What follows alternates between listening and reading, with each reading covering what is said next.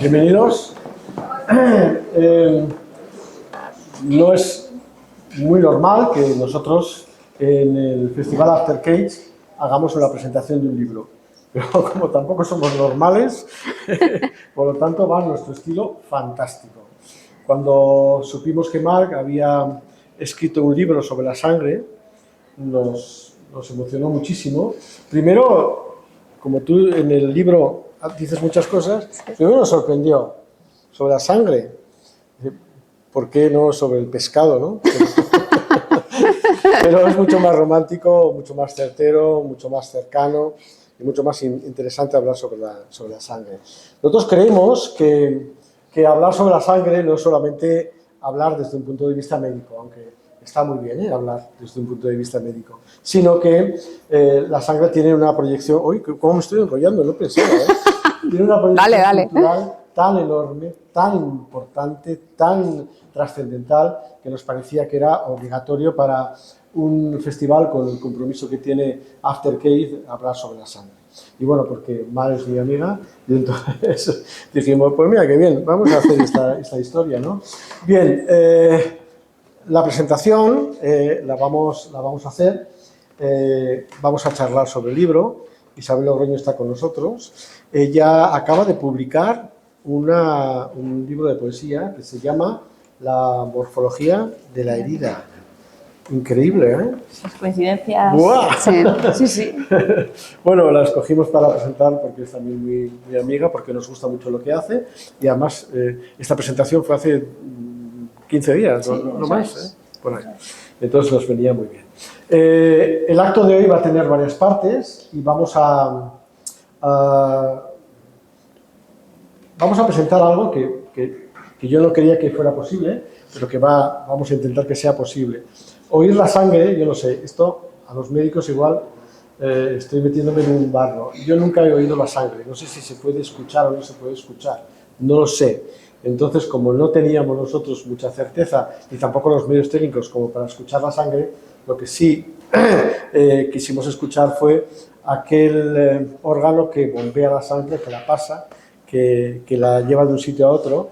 Y como decía, creo que era Aristóteles, me parece, en tu libro, decía que la sangre era donde se creaba, ¿no? El corazón era donde se creaba la sangre, ¿no? Donde surgía, me parece, algo así. Alguna cita que haces tú, igual me estoy equivocando, que por la cara me estoy equivocando. No, porque los antiguos pensaban que era el corazón, algunos en el corazón, otros en el hígado.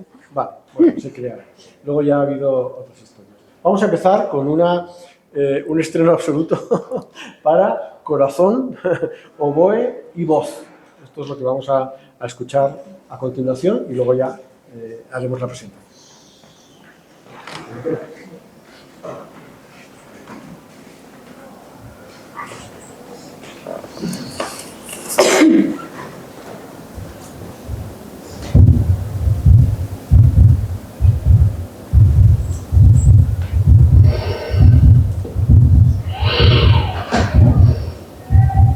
Afirmaba la mayoría de los científicos a ver si controla su especie que solo la sangre de sangre ya que los desmodas o murciélagos vampiros son originarios de América del Sur. A pesar de que son la leyenda del vampiro humano y de la casualidad los vampiros son criaturas de la ilusión. Su historia no establecer el enfoque empírico de la revolución científica. Forman parte del mundo moderno. Los poetas alemanes del para sacaron de la nominal de la red sobre el cual cayó muerta su figura extendida que han existido siempre tras esto como el vampiro que succiona la vida mutiló su cuerpo agota silencioso servicio incluso la sedujo para que se la vio su cuello al muslo. 4 días después así es la vida de su formación. Richard entró en casa de los vampiros, donde cometió atrocidades semejantes. La diferencia entre los seres humanos asociando vecino alentado por el escalero a usar una cuchilla. Podríamos pensar en la ciencia se acercó a la casa. Está más cerca de convertir la sangre el asesino usar y cuidar. El coche de modelo de producción cuando llegó a aplicarse en el poder de miedo. La escena del crimen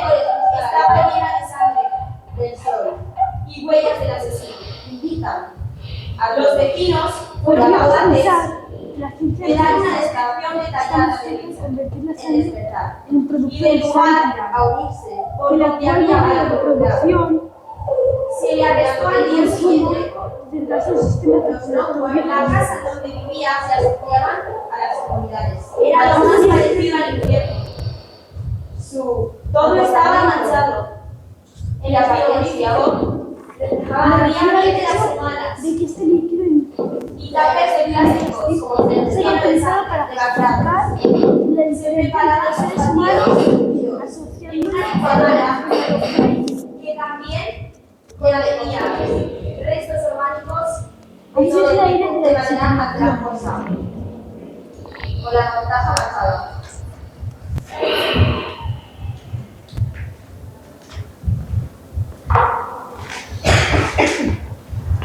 Suite para corazón, texto y oboe. Vamos a conocer el contenido de este libro tan sugerente y atractivo. ¿Le das ahí? Eso es. Gracias, Pablo. Y muchas gracias a todas y a todos por acompañarnos esta tarde. Yo la verdad que me siento muy afortunada porque no todas las veces se tiene la oportunidad de presentar un libro y concienzudamente un libro que te guste tanto, ¿no?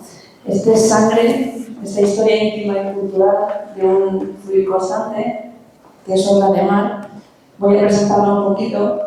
Ella es licenciada en Sociología y doctora en Literatura Española, pero como escritora ha ido tocando diferentes géneros y además con éxito. Como dramaturga ha producido obras a nivel nacional e internacional. El último estreno destacado fuera de las fronteras fue la obra Cifre, que estrenó en 2025 en el Teatro Tudor de Rumanía. Como narradora ha sido finalista del Premio Nadal por la novela Una pareja feliz y también se ha acercado a la literatura infantil con su obra Abecedario. También incurrió en el mundo de la docencia y de la investigación, realizó una tesis doctoral sobre la figura de Santa Teresa y también realiza proyectos escenográficos de carácter masivo. Por ejemplo, la obra Transbordo, que se estrenó en el Circo Lice de Madrid, o la obra contemporánea I Slave, que se estrenó en los teatros del Canal de 2024. Hoy viene a presentarnos la obra Sangre, que es un ensayo, pero es un ensayo que puede leerse de distintas maneras. Mar nos va llevando con la sangre como narradora desde la historia, la ciencia, la cultura, la sociología, los tabús, con ese fluir constante que genera la sangre, la voz de Mar nos va, nos va aportando datos y al mismo tiempo va conjugando un relato personal y global, porque si de algo somos conscientes todos es el latido de nuestro corazón, lo acabamos de ver ahora en la performance, seguramente lo hemos sentido nosotros mientras la escuchábamos, y aunque es el eje de nuestras vidas, muchas veces no somos conscientes de ello. Para mí es uno de los aciertos del libro. Mar pone la sangre con un punto central, nos hace reflexionar sobre ella, nos la descubre en el pasar del tiempo, pero sobre todo nos hace conscientes de su importancia a día de hoy. Es la parte esencial del libro, la reflexión que nos deja en el aire una vez que terminas de leerlo. Yo quería empezar este diálogo de entrevista con una frase que señalé en la que Mar decía: nada hay más humano que la sangre, nada más detestable, nada más magnífico. Y quería preguntarle por la selección de esos tres adjetivos: humano, detestable y magnífico, para hablar de la sangre.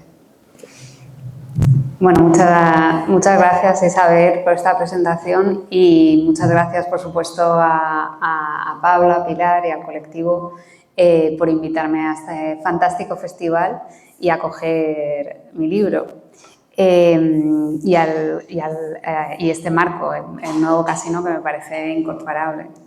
De los adjetivos que me preguntan, me parece muy...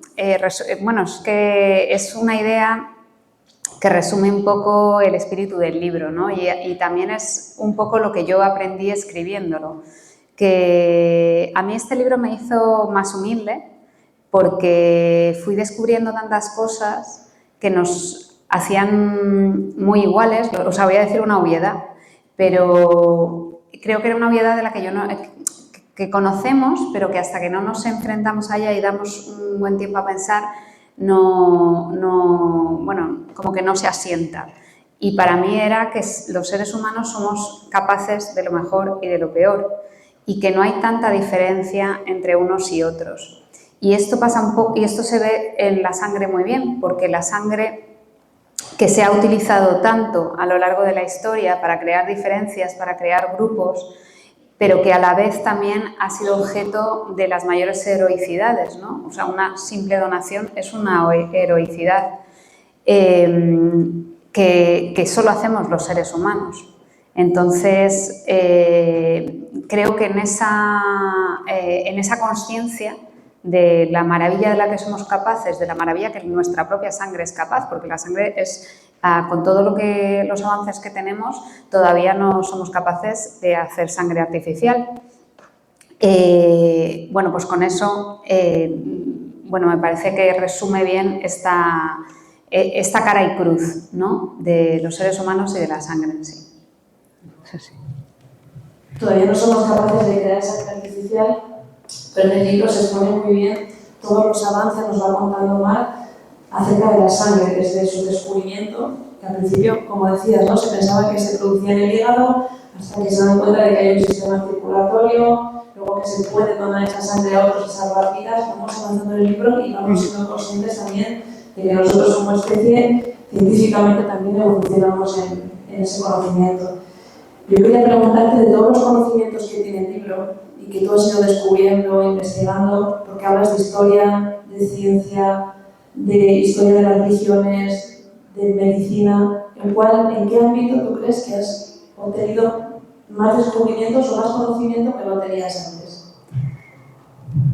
Pues quizá en dos. En el tema histórico, la verdad es que lo intuía, pero desconocía que el régimen nazi, por ejemplo, invirtió muchísimo dinero en tratar de diferenciar la sangre aria de la sangre no aria, cosa que no descubrió, que el Ministerio de Agricultura nazi se llamaba Sangre y Suelo, ¿no?, basándose en la idea de que la sangre, o sea, como instrumento genealógico, estaba relacionada con el suelo en el que habitaban, ¿no? Y eso podía justificar eliminar una población que pensaban que no debería estar ahí.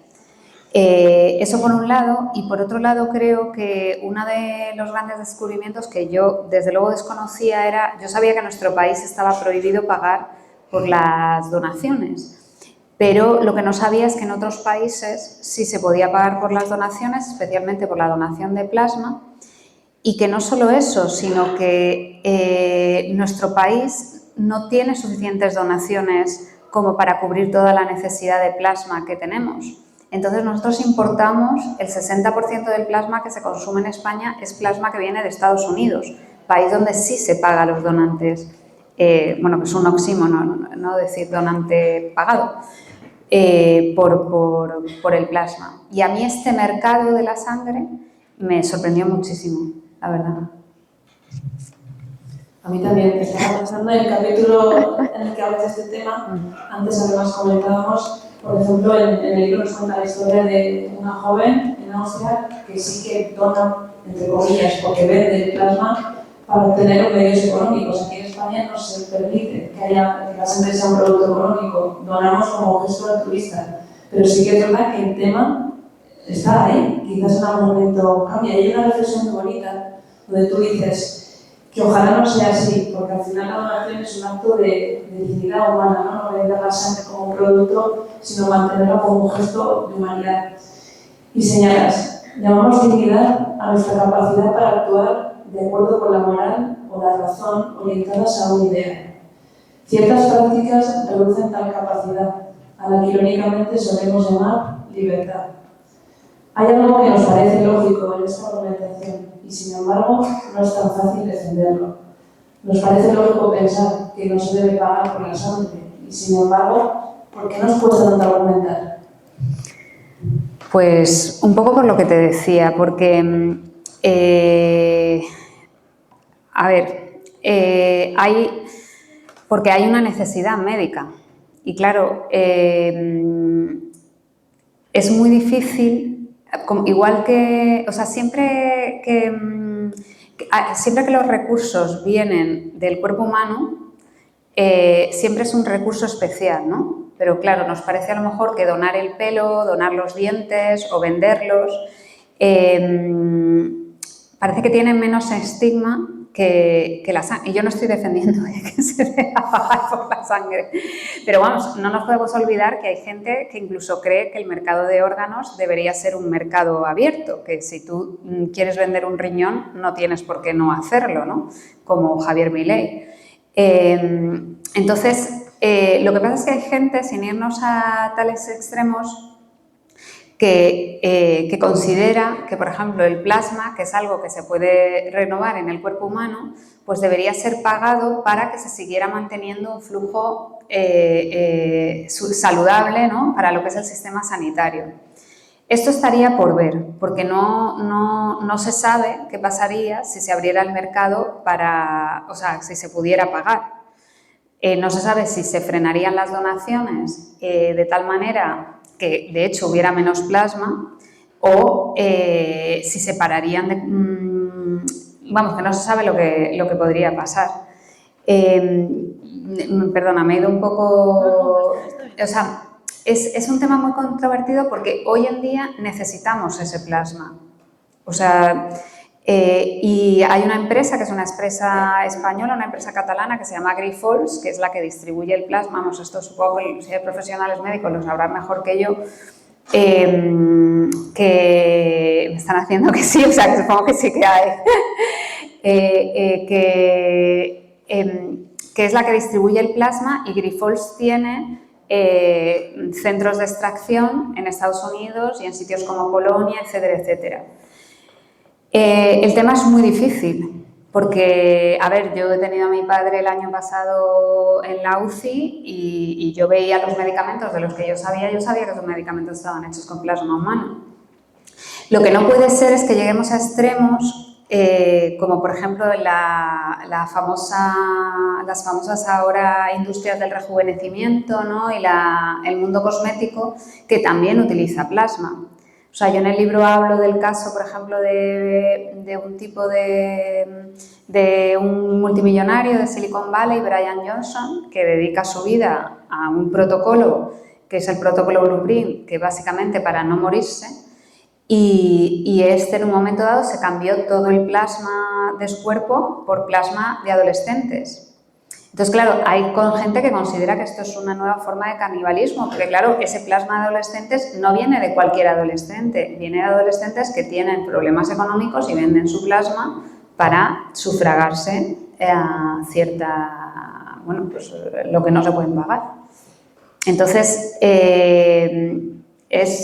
y lo que dices tú de lo que cuesta justificar que se trata de otro tipo de recurso, como puede ser, porque bueno, pues se lo considera con el petróleo, ¿no? ¿Se puede comparar la sangre con el petróleo? Bueno, no, porque la sangre viene de nuestro cuerpo y el petróleo no. Pero sí que es verdad que económicamente tienen características muy similares. De los dos líquidos se pueden sacar diferentes productos, los dos líquidos se pueden utilizar de manera bruta. En fin, es un tema muy difícil. Esa es un poco la sensación de muchos de los capítulos. A mí me resulta muy interesante esa reflexión que se queda abierta, normalmente con una serie de preguntas al final que nos dejan en el aire posicionarnos o argumentar a nosotros según nuestras ideas y según nuestro conocimiento. Hay otro tema también que me parece interesante cuando hablamos del estigma. Automáticamente, cuando has dicho esa palabra, me he acordado de todo lo que tiene que ver con el sangrado que menos debería preocuparnos y que es el único saludable que tenemos, que es el de la menstruación.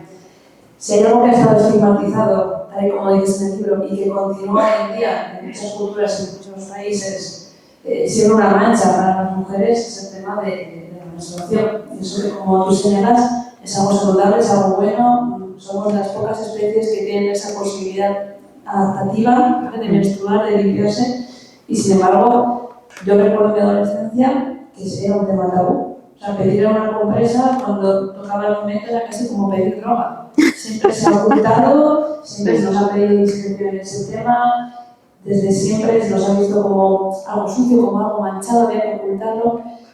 Pero creo, tengo la esperanza, quiero pensar que hoy en día se está cambiando un poco. Que parte de la visibilización feminista que hay, del reconocimiento también de la dignidad de la mujer en ese aspecto, está haciendo que hablar de la regla sea cada vez más natural y no tenga ese tema tabú. Entonces, quería preguntarte si crees que eso ha cambiado y que efectivamente vamos hacia ese camino. Bueno, yo creo que está cambiando, ¿no? Pero como todo en la sociedad, pues también me parece que hay claramente una reacción, ¿no?, a todos los avances, pero sin duda, bueno, pues, me refiero a que hay que seguir ahí, porque si la menstruación, como tú bien dices, la menstruación es una adaptación maravillosa de nuestro cuerpo que nos protege. Y yo en el libro me encontré con algunas historias, algunas muy tristes y otras divertidas e interesantes, como una mujer en los años 70 que escribió un libro diciendo qué pasaría si fueran los hombres los que menstruaran, ¿no? Y entonces decía algo así como si los hombres menstruaran sería considerado como un signo de virilidad, ¿no? Que los hombres son los que pueden aguantar la sangre, ¿no? Realmente la menstruación se ha estigmatizado porque era una cosa de mujeres y porque vivimos en una sociedad que ha estigmatizado a las mujeres durante milenios. Esperemos que no sea así, pero también me parece que es algo de lo que no podemos nunca dejar de estar, digamos, ojo a visor, ¿no? Y la sangre como estigma nos recuerda también históricamente esa división de los cristianos viejos y los cristianos nuevos. Siempre en la sangre ha habido un componente separatista, ¿no?, en el que hemos intentado identificarlo como parte de un grupo, del grupo bueno además, no del otro que era el que normalmente estaba más maltratado. Nos llevas también a la época del VIH, del SIDA, a finales de los 80 y 90, también de nuevo el estigma en la sangre, esta vez a partir de la enfermedad. ¿Crees que somos conscientes de que todos estos estigmas están vinculados por la sangre? Bueno, yo no lo era hasta no leerlo. Lo bonito de la sangre es que es y no es una metáfora, como decía ahí, porque la sangre tiene una cosa que es real, la necesitamos, está en nuestro cuerpo, nos define, porque la sangre es casi como una huella dactilar, ¿no? Todos tenemos huellas dactilares, pero cada una es diferente, en parte por eso de ahí la dificultad y además la sangre va mutando. De ahí la dificultad de tener una sangre estándar, ¿no?, para una sangre artificial. Y es además una metáfora. Y claro, la sangre es esto que siempre desde antiguo se debió de ver como algo súper valioso, ¿no? Porque nuestros antepasados y antepasadas, que no serían tontas, se darían cuenta que si alguien sangraba mucho se moría. Y de ahí que ese líquido sea tan primordial. Entonces, se ha reflexionado mucho sobre la sangre desde el inicio de los tiempos. Y realmente cómo se le une a la genealogía es nuevamente por un error de Aristóteles, que tanto bien y tanto daño ha hecho a la humanidad, que él creía que la sangre en los hombres producían suficiente calor como para convertir la sangre en semen. Y de ahí que la sangre de los padres pasara a los hijos, etcétera, etcétera. Las mujeres, por supuesto, como eran menos que los hombres, las tenían que echar en la menstruación. Pero de este error o de errores como estos viene la idea de la sangre y la genealogía, que también ha hecho esta división de grupos que mencionabas tú. La sangre como linaje y la sangre también como limpieza. Hay un capítulo en el que nos hablas de las sangrías. A mí siempre me parecía un tema muy interesante y además recuerdo cuando estudiaba algunas obras de teatro que hablaban de las sangrías. Me vino a la cabeza la obra del médico de su honra. Sí. El médico de su honra, el protagonista de la obra, cree que su mujer le ha sido infiel, entonces llama a un médico y le pide que le haga la cura a su mujer. Lo que le está pidiendo es que le haga una sangría, supuestamente para curarla, pero lo que quiere es librarse de la mancha de honor y matarla. Entonces, las sangrías han sido muy utilizadas para limpiar supuestamente las enfermedades que tenía el cuerpo. Claro. Hacer una sangría liberaba la enfermedad o lo que fuera, ¿no? Sí, nuevamente esto se basa en la idea de que la sangre forma parte de los 4 humores, o sea, que estamos formados por humores, y como decías tú al principio, porque antiguamente no se pensaba que la sangre circulara. Esto no podía caber en la cabeza de los griegos, que eran tenían una mentalidad completamente teleológica, o sea, ellos pensaban que la sangre se hacía en un punto y se consumía en otro punto. Entonces la sangre, como el humor más importante, pues si había enfermedad, es que había exceso de sangre o que la enfermedad estaba en ese humor y había que liberarse de ello. Y era el paracetamol realmente, o sea, esto se utilizaba como dolor de muelas, dolor de cabeza, dolor de garganta, sangría. Y se llegó a utilizar bastante tiempo después, incluso de descubrirse la circulación de la sangre, porque son este tipo de ideas, ¿no?, que dejan ese pozo que es más difícil de frenar, aunque ya la ciencia diga lo contrario. Y bueno, a mí me pareció, la verdad es que es algo fascinante y hay historias muy divertidas y un poco escabrosas, sí, sobre, por ejemplo, está la historia de George Washington, que a mí me fascinó porque aprendí muchas cosas de él que no sabía y era un enamorado de las sangrías. Entonces él pidió a sus capataces que aprendieran a hacer sangrías para hacérsela a sus primeros esclavos y luego trabajadores, y él cuando se murió pidió que le sangraran una y otra vez hasta que al pobre hombre le sacaron 4 litros de sangre, que no debió ayudar mucho. La verdad que el libro es entretenidísimo, se lee muy fácil, está lleno de anécdotas y estaba pensando, hay un capítulo que tengo que comentar porque yo creo que todos hemos escuchado la historia de Drácula, Vlad el Empalador, pero yo lo que nunca había escuchado era la historia de la condesa de Sangre. ¿No? Y como además es una historia en la que yo creo que te recordarías mal porque me cuentas línea tras línea con detalle, yo estaba totalmente absorbida a la vez que impactada, ¿no?, y aterrorizada por lo que ibas contando, y creo que es una historia que no se conoce mucho, por lo menos yo no la había oído. Sí, la condesa sangrienta Erzsébet Bathory es una, quizá hago hincapié en ella porque es una historia central también sobre la sangre, porque en ella se juntan varios puntos, como por ejemplo esta idea de que la sangre rejuvenece. También parte de aquí. Ella pensaba que si se bañaba en sangre de doncellas se le mejoraría la piel.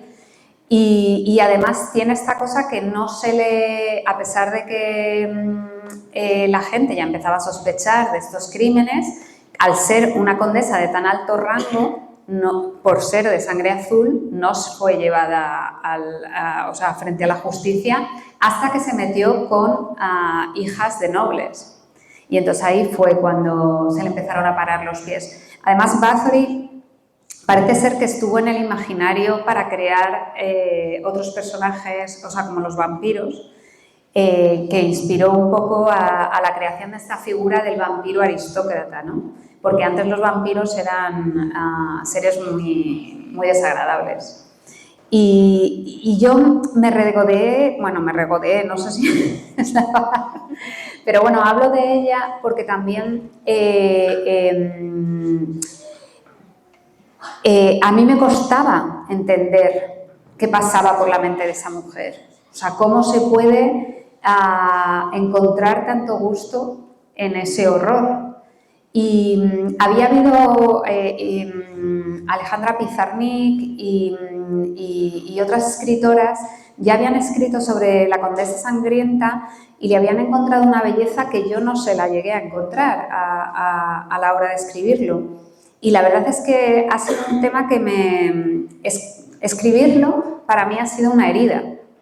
Era como una herida, como era lo que te estaba contando antes, pero ¿cómo puede un ser humano llegar a este punto de degeneración? O sea, no lo entendía.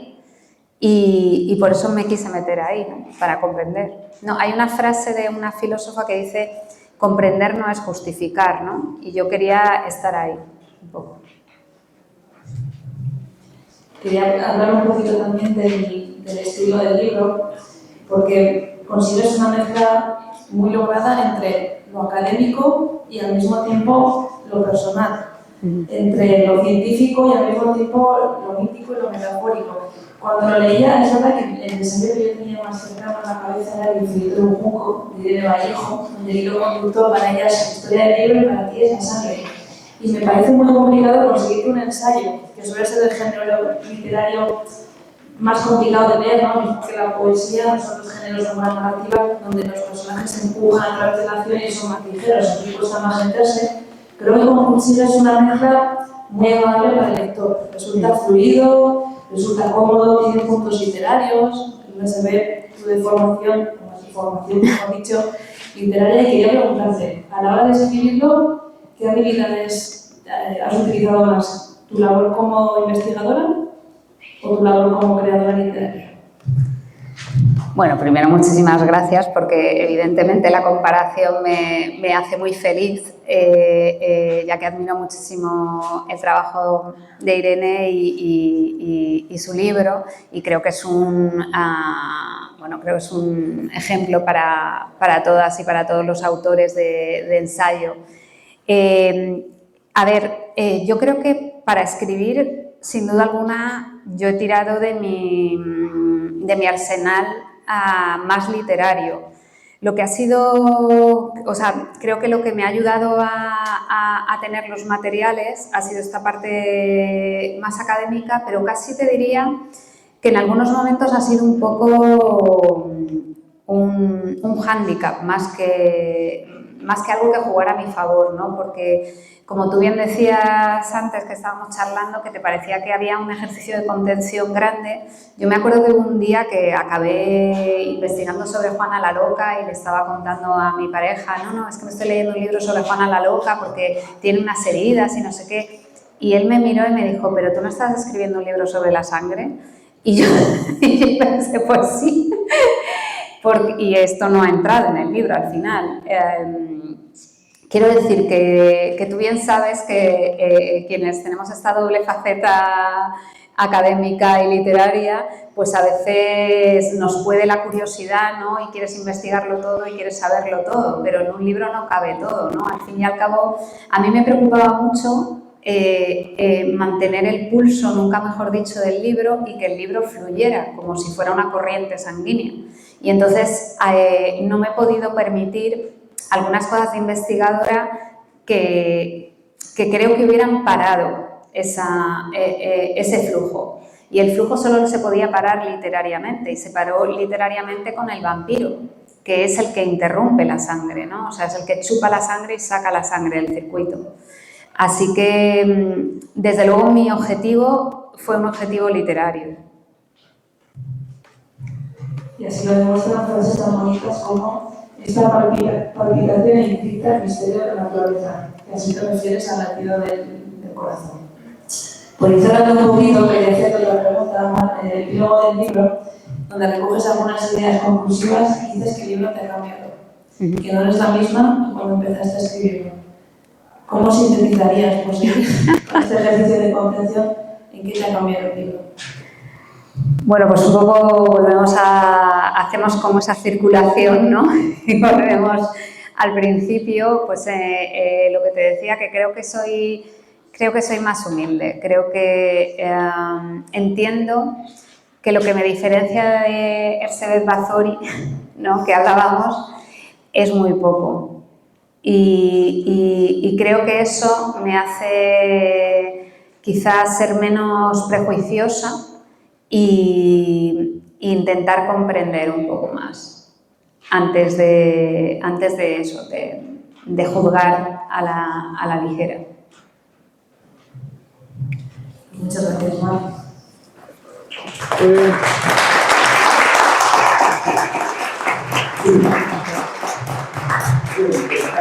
Antes de pasar a las preguntas, imagino que tenéis muchas preguntas, muchas dudas, muchas cosas que queréis hacer. Evidentemente las hay porque es un tema súper interesante. Vamos a hacer una pequeña performance que consiste en lo siguiente. Seguramente lo que habéis escuchado, ¿no?, todo el contenido del libro que habéis escuchado, la conversación que hemos mantenido, os ha sugerido algo. A mí me gustaría que esa era los micros que tenía en el corazón y veis que llevan unas... voy a lo que vas, ¿eh? Vais a escribir en ellas una sola palabra, cualquiera de vosotros, os digáis, poniendo lo que os ha sugerido realmente este libro. Guardad esa palabra porque luego la utilizaréis y la podéis utilizar en las preguntas. Mientras ellos pasan, por favor, mirad, y si me echas una mano, os pasarán el sitio donde tenéis con las brochas que tenéis. Este chico que está aquí nos va a leer un trocito del libro, ¿verdad?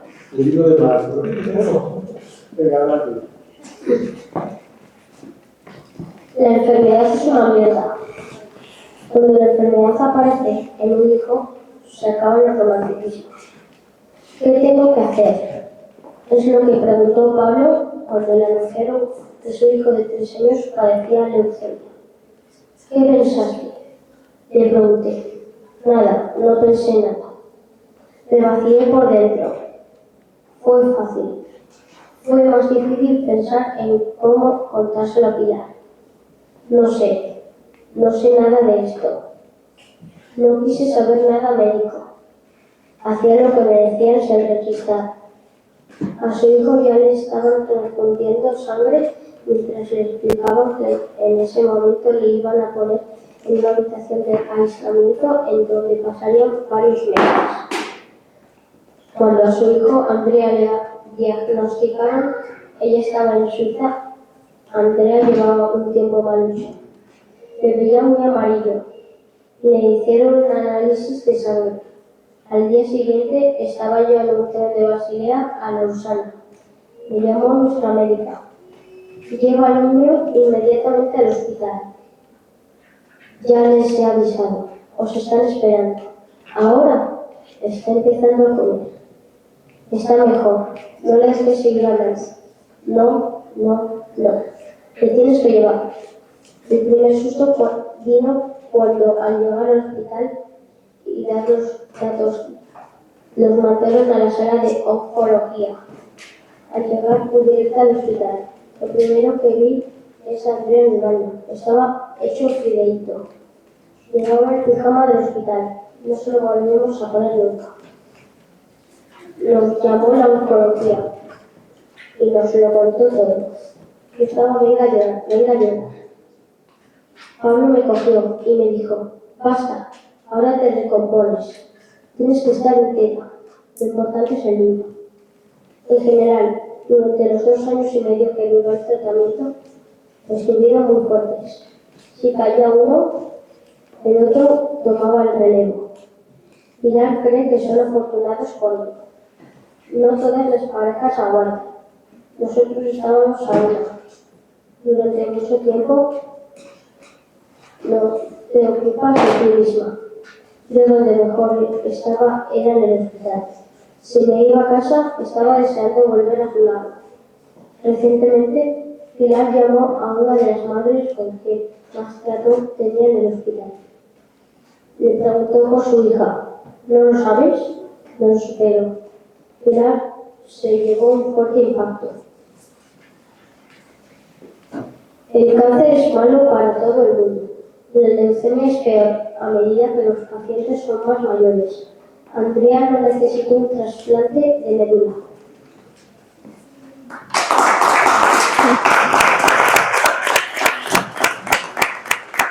Esta parte del libro, aquí hay un libro, esta parte que aparece en el libro, ¿verdad? Me ha dicho antes, creo que en el público hay un ángel. Le he dicho seguro, esa sonrisa, seguro que hay un ángel. Dáselo al ángel, dáselo. ¿Vale?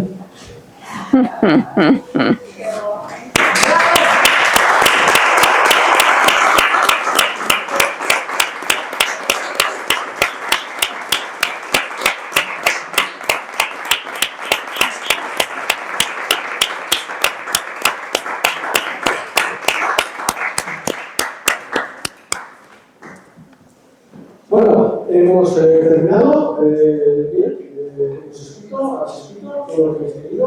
Así que vamos a ver más ahora, porque ahí tienes una de las primeras. Sí, perfecto. Ahora que has escrito, ¿ven? Pasión, cambio, negocio y vida. Muy bien, ¿no? Muy bien, muy bien. Ahora sí, terminamos ya y vamos a hacer, por último, vamos a hacer una cosa que yo creo que hemos hablado de la sangre, hemos dicho sangre, bueno, hay una cosa que te voy a decir, y os ruego, por favor. Sí, enseña tus estos. Sí, ponte así para que veamos. Vida, viñedo, roja, y de atrás. Bueno, no sé.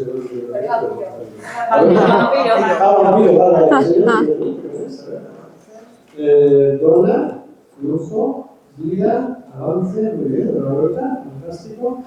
Vida, perfecto.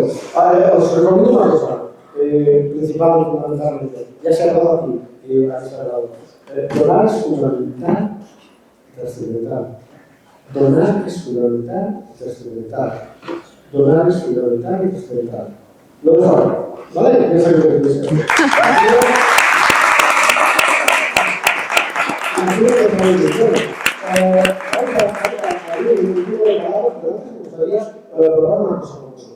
Eso que está ahí, me ha costado muchísimo tiempo conseguirlo. Mucho. No creas que es fácil conseguir sangre. No soy vampiro, pero tampoco está tal.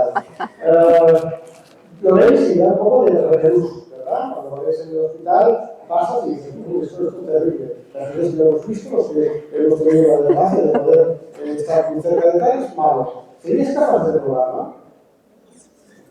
Pero a ver quién la prueba. A ver quién se atreve. Bueno, esto es súper difícil aquí, para probarla. ¿Alguien más quiere probar? A ver. ¿Sí se verá? No.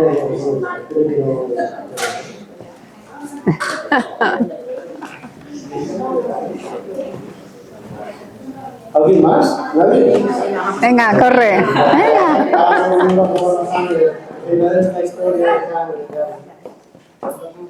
Bueno, pues es difícil,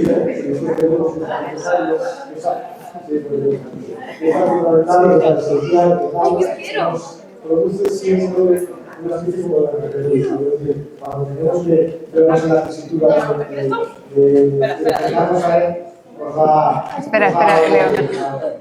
Han sido muy valientes, por dos cosas. Una, porque no habéis leído el libro, pero bueno, queda un poco la historia de saber si somos capaces o no somos capaces de ver el sentido de libertad. ¿Os ha gustado? Bueno, si queréis hacer alguna... A ver, hijo. Ahora se va a acabar por decir. Si queréis hacer alguna pregunta... No sé cómo se hace. ¿Cómo se hace? Perdón, sí. ¿Alguien? Sí. Oh. Toma, el teléfono. Se hace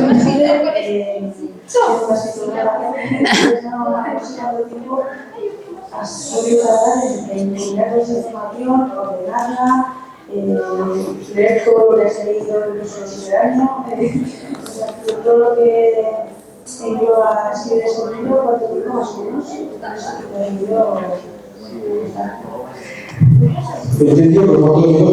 Sí. Pues más o menos tardé como unos 3 años en concebir, investigar y escribir el libro. O sea, y cuando te digo 3 años, también te digo 3 años enteros. O sea, quiero decir que hubo algún año sin vacaciones, de 365 días. Pero bueno, también porque es un tema que tiene muchísimas vertientes y la verdad es que yo sí tenía mucho interés en tocarlas todas. y además tiene esta cosa pues tan personal, ¿no? Como que estábamos viendo, ¿no? Porque y entonces había que también ordenarlo de una manera consciente con eso, ¿no? Y yo realmente me di cuenta de lo íntimo que era la sangre con las entrevistas, y cuando me llegó el libro, yo hay varias partes que hablo de mis padres y me fui a comprar el libro con mi padre y tal, y no sé qué, y entonces volví a casa y les dije, bueno, pues le voy a leer, y me pasó algo parecido, que me puse a llorar, porque realmente hay una cita aquí de Angélica Lidl que dice algo así como, yo empiezo, o sea, fíjate, el Premio Nacional de Teatro antes de ayer, ¿no? Creo, que ella decía que en alguna obra, que empezaba la obra, perdona, me estoy yendo de varas, pero es que era algo que quería comentar, haciéndose unos cortes y que se viera su sangre. Y yo pensé, y ella decía, porque esa es una manera de hacer un pacto de intimidad con la audiencia, y es que realmente dejar ver tu sangre o hablar de tu sangre es abrirte, es enseñar lo más íntimo. Y bueno, pues ese ha sido el viaje. Gracias. ¿Alguien quiere alguna pregunta? Bueno, yo soy Juan Antonio, soy el presidente de la asociación ahora de Donantes de Sangre. Soy donante. ¡Qué honor! Llevo ya varios de ciertas donaciones. Suscribo totalmente lo que has dicho. Voy a coger el libro, por supuesto, en el fondo. Y realmente, bueno, es más, ahora estamos con un reto, que es el reto 5.000 de donaciones de plasma, aquí en Navarra. Por eso he puesto donar, porque yo soy un fiel de la donación. Yo dono todos los meses y lo que puedo. Realmente maravilloso lo que has hecho. Muchas gracias. Yo te conocía, hablé con nosotros, hablé con otro de la persona que me dijo, ya, pero no te conocía, no he sabido saludarte a tiempo, porque no sé si quieres decir algo a... Bueno, gracias. Realmente otra de las cosas que a mí me pareció muy interesante del libro, que antes me preguntabas tú, Isabel, fue conocer a gente como tú, que han hecho de la donación también una forma de vida, ¿no? O sea, además, yo lo digo mucho, ¿no? O sea, una vez que entras en la donación, no sales, ¿no? Porque además también se encargan, no sé cómo es aquí en Pamplona, pero en Madrid te están enviando emails, mensajes de texto, o sea, estás con un sentimiento de culpabilidad constante. Pero bueno, fuera de la broma. Pero lo que a mí siempre también me preocupa es cómo llegar a la gente que está fuera del tema, o sea, porque me parece que también hay desconocimiento, quizá. Entonces, bueno, yo no sé si ayer estaban haciéndome una entrevista sobre el libro y me preguntaron qué quería que quedara del libro. Y yo dije, bueno, fíjate, pues el tema de las donaciones, si este libro consigue que haya una donación más, pues eso habrá sido conseguir algo fuera, o sea, que hace que el libro salga de lo literario, ¿no?, para entrar a un terreno muy importante. Todo lo que sea aportar es importante. Sí. No sé. Sí. Bueno, yo soy María y soy oncóloga pediatra, como habéis podido ver. Respecto a las donaciones, yo quería repetir la importancia de donar, porque a veces nos vemos muy limitados nosotros, porque en ese momento no tenemos suficiente sangre, plasma, plaquetas, y ahí es que podemos improvisar, entonces nos vemos un poco pillados. Entonces, pues como ha dicho Pablo, como ha dicho Juan Antonio, pues es un momento bonito para intentar animaros. Con lo que has comentado antes de que lo de pagar o no pagar a los donantes, hace mucho tiempo oí que el no pagar también es una garantía, porque ¿qué gente puede estar dispuesta a vender su sangre? Pues igual gente muy necesitada, gente enferma, con pocos recursos, que es lo que pasa desgraciadamente en los países en desarrollo, en África y en África, porque lo conozco un poquito más cerca por el tipo de patología que tienen. Pues hay muchas enfermedades que se transmiten precisamente porque la sangre se obtiene de donantes que se pagan.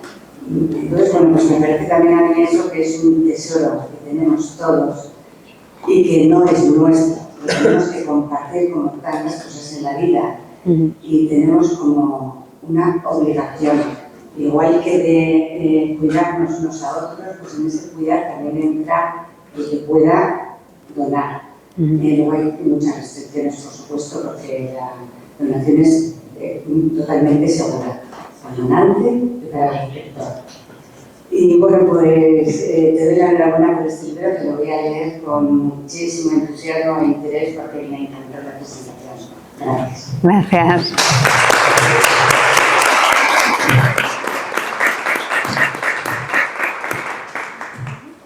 ¿Alguien más? Sí. Nadie más. Muy bien.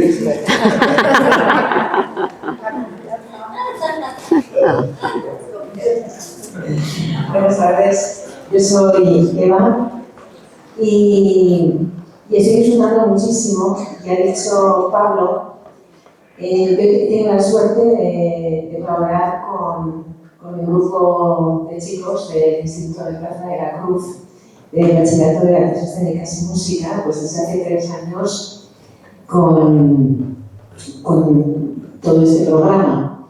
Y para mí ha sido una suerte y me parece un acierto el contar hoy con tu presencia y con la presencia también de Isabel, porque es otra rama del arte. Y dentro del tono que tiene After Cakes, creo que entra muy bien la parte de toda la performance que se ha organizado, el que un tema que puede parecer, lo has definido muy bien, ¿no? Antes, como humano, como era detestable y a la vez magnífico. Sea capaz, que es un tan humano, de pasar a la literatura, y al final vengo de ahí, me llevo al teatro, y que al mismo tiempo pueda saltar, como se ha puesto aquí en común, a la vida cotidiana. Eso es un ejemplo más de que el arte da voz a la vida. ¿No? Y muchísimas gracias, gracias, os felicito por este acierto. Gracias a ti.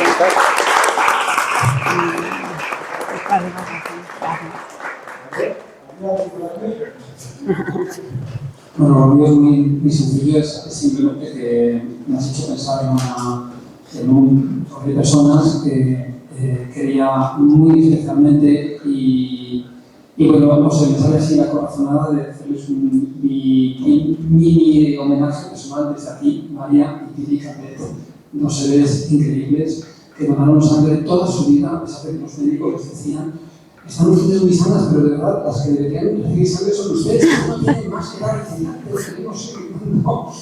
Y me ha motivado pensar en ellas. Bueno. Y bueno, pues simplemente que me perdonéis porque les hago desde aquí un pequeño homenaje en su memoria, ya que han fallecido las 2. Y bueno, pues que simplemente no he podido evitar pensar en ellas.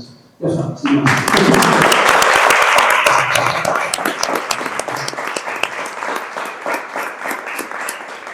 Y también quería agradecer a Luna, a Sara, lo digo porque ya sé que lo vayan a hacer todos, pero es que como hemos estado ahí colaborando de manera muy divertida, pues me sabe deciros las gracias desde aquí por toda esta colaboración que hemos tenido con el sonido, que ha sido muy divertido.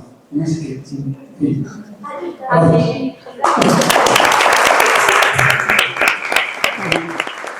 Como decía Eva, son alumnas de bachiller de artes escénicas y bueno, son fans, yo soy también fans